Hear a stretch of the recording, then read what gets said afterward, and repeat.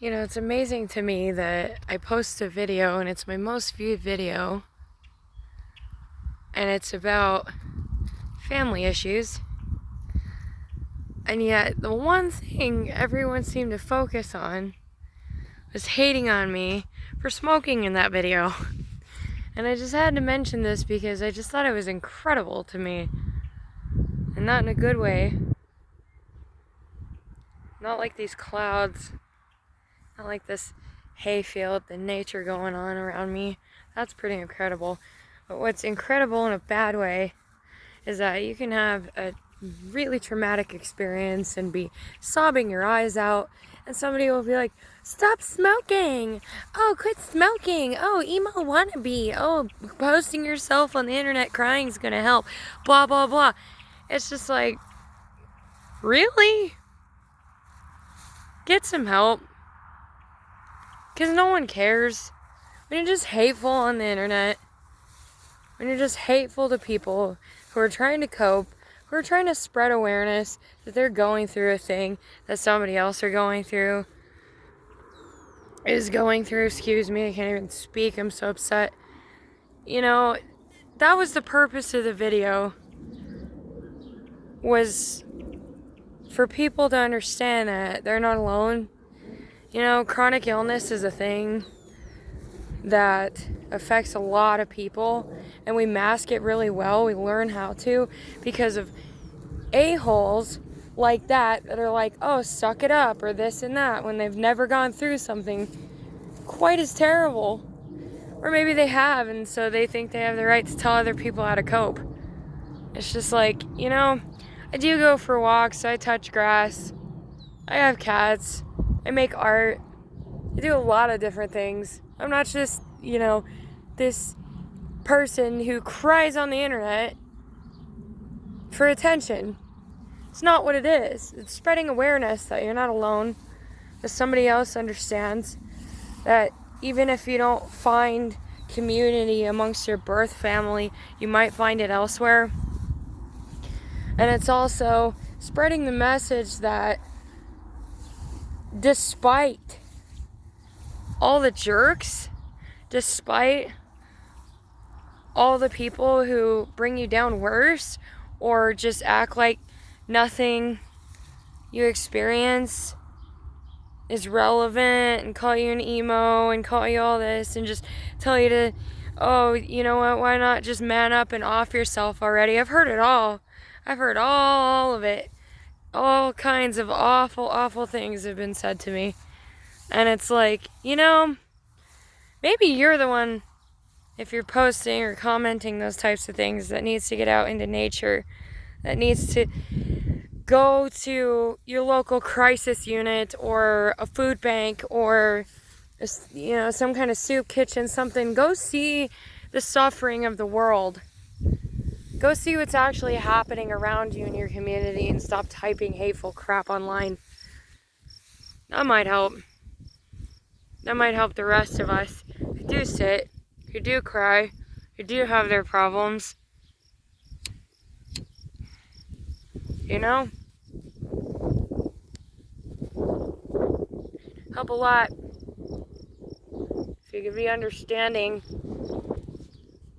if you could not focus on the one poor coping skill out of all of the many good ones I have fought very hard to have. Here's something else to understand. I started high school in 2008. Some of you weren't even born yet, okay? Guaranteed. But I started high school in 2008. And some of my closest friends, some of the most important people currently in my life still to this day, I met on the corner we called the Smokers Corner across from the high school. So, you know, while yeah, smoking is bad, I'm not encouraging it. I am saying that sometimes in the darkest places you find your community.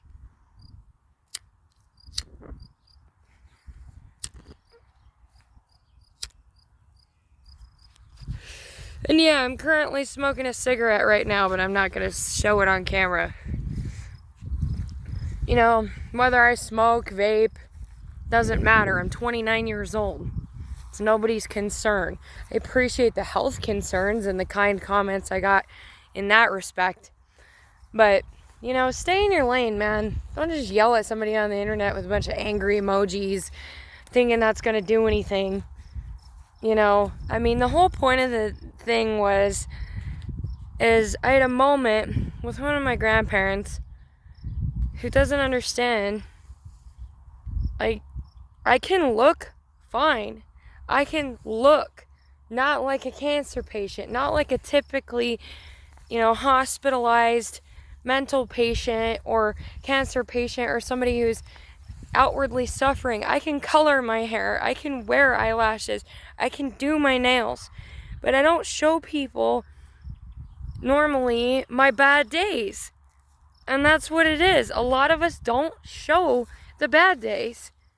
And those of us who are willing to show the bad parts and the traumatic bits and that sort of thing online are the reason why suicide is not as high as it used to be. Are the reason why self-harm has gone down. Are the reason why teenagers are hospitalized less. Are the reason why people with strict parents, people with abusive families, people with problems can function. Because they know they can go online and find other people that are the same, that are going through the same things, that have made it longer than they have. If I'm 29 years old and a 16-year-old sees one of my videos and thinks, oh, I'm never going to make it past 16, I'm done, and then sees one of my videos and goes, well, she's going through the same things and she's 29, then yeah, that's the purpose, okay? Not for you guys to yell at me for smoking, okay? I'm not promoting anything. I'm not saying, hey, go ahead, smoke, drink, do crappy things to cope. I'm in therapy. I've been in therapy for a long time. It's a process, man. I just started inner child work just now because the first concern that I had when I started in 2016 was codependency towards a toxic relationship. And that's a whole other topic for a different video. But I guess the point of this little chat and nature walk is just to remind people that everybody on the internet is a real person and we all have real feelings. And you know what? Some of those feelings are ugly and they're hard and they're sad.